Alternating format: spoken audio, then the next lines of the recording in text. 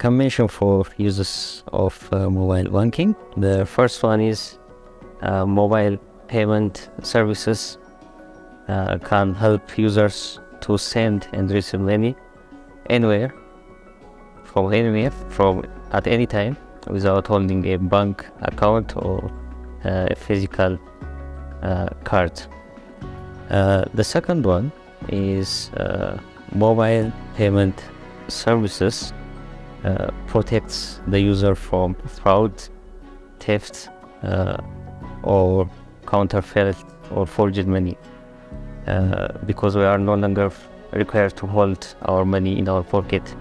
The third, when we compare mobile payment services from other payment means or services, it tends to have a lower charging fee.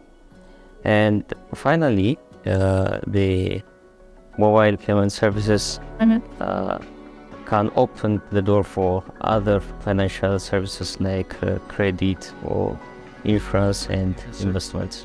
The mobile payment services may have some challenges that include with the system itself or from the supply side.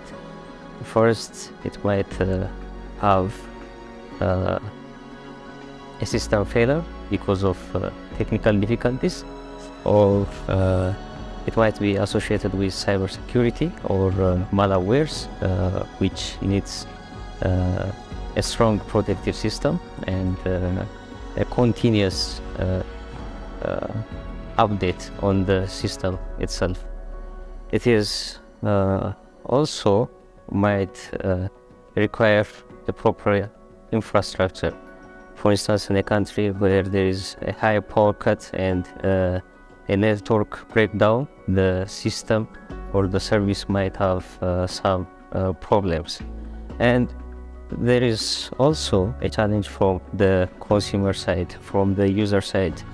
These technologies, they are relatively new to our society, therefore they might face cultural challenge, even educational challenge. Therefore, a continuous training and awareness creation is required for the users of these services. Empirical studies show that mobile payment services have a direct effect on economic growth. These services are associated with improved efficiency and velocity of money transactions, and they are associated with low transaction costs, and they are associated with productivity and innovation. They are associated with enhanced business services, and they might provide even the environment for the development of new businesses. Therefore, we can generally say that there is positive association between the mobile payment services and economic growth. For instance, a study done by Jack and his colleague in 2016 in Kenya showed that the Kenyan money payment service resulted in an improved per capita consumption, an improved GDP growth, and that results in a 2% reduction in poverty rate. There is also a similar kind of study conducted also in Kenya in 2011, which showed that access to this mobile payment system, the Kenya mobile payment system, resulted in a 0.5 GDP growth. And these mobile payments, they have multidimensional advantages, and they facilitate transaction of goods and services. They also increase the velocity of money circulated in the economy, and they also create a benchmark for increasing the business and commerce. If that is the case, then it means that by default they create opportunity for employment and also increasing income. So in that case, they can increase employment opportunity and income by enabling people to become agents, merchants, and entrepreneurs. And also, just this event is also supported by the evidences in research conducted by somewhere else in the world. Payment modalities we were able to create more than 45,000 jobs in Kenya, in which most of the beneficiaries for such job employment opportunity were female and youth. So in that case, it can be visible that the opportunity is created because mobile bankings and mobile payments are very important as they create smooth flow of goods and services. Mobile payments are very important in just making the financial service and products to be inclusive for the majority of the society, just by creating the banking system very convenient, secured, and affordable. And in that case, because if we see that the non-mobile banking systems, they require even to have or to go physically into the bank, and many portion of the society or people may not be in a good position to go there and open the bank account and like that. But this can be easily avoided by using the mobile payments, and that helps them to access such type of transactions and subsequently to reduce the poverty and income inequality. So that this is also supported by the studies, especially in people living in rural areas and remote areas. They are privileged with such services, and this can reduce also the financial exclusion. And a study done by Kunt in 2018 shows that the access to mobile payments increased financial inclusiveness by 21% in Sub-Saharan Africa between 2011 and 2017. Mobile payment services like Telebirr or M-Pesa can enhance the productivity and efficiency of other sectors as well. So for instance, if you take agriculture sector, farmer can use mobile payment to receive payments from their sale of crops and animals, which really reduces the time and also the associated costs related to this kind of transaction. Similarly, in the health sector, for instance, in the health sector, you can use mobile payment systems, digital payment system in general, to pay salary of health workers.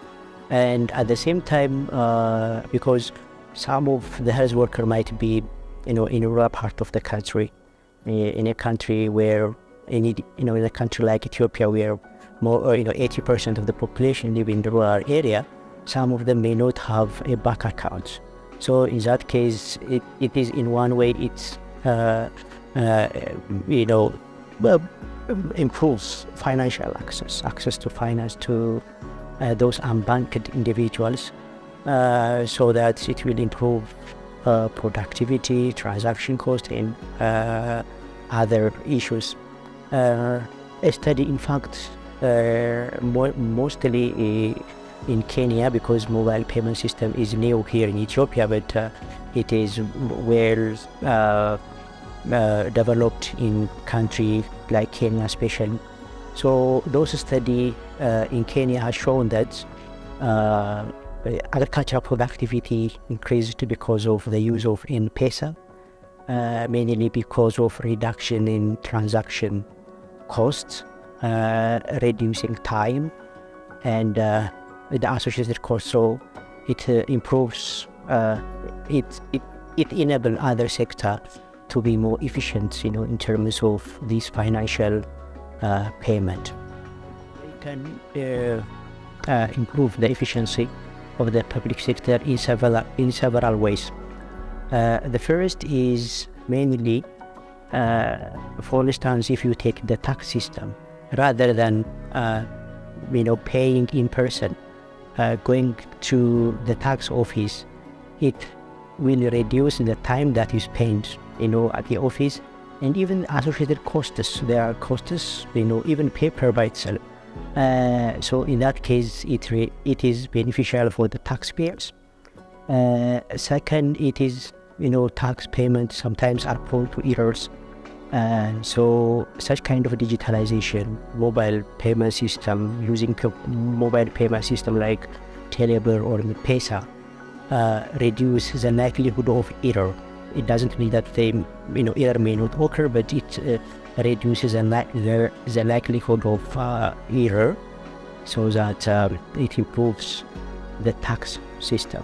The second, it also improves the transparency of the tax system more specifically, because I myself know how much that I should pay, and I will pay it directly through Telebirr or M-Pesa or other digital payment system, so that I myself will also have a record of how much I paid to the government. This another benefit of mobile payment system is in terms of getting data insights. So government authorities, especially these tax authorities, they will have a data because they know that when the taxpayer pays, and at the same time which period of time is more convenient for him, because I can pay even during the night, right? I don't need to pay it during daytime, so they can have a huge amount of data to analyze the behavior, the preference of the taxpayer. This by itself will help them to tailor their services to the payers, so making the tax payment convenient to the taxpayer. So it really improves the transparency of the public sector. But I give you an example of the tax system. So making payment of taxes through mobile payment system or digital system improve even the tax revenue as well. There are several studies done in Kenya, in Rwanda, and in other countries, showing that it improves the total revenue that the government gets from collection of taxes. So because it is making it easier, it is making it convenient for the taxpayer. So the benefit is for both sides, both for the taxpayers and for the tax authorities, or for the government in general.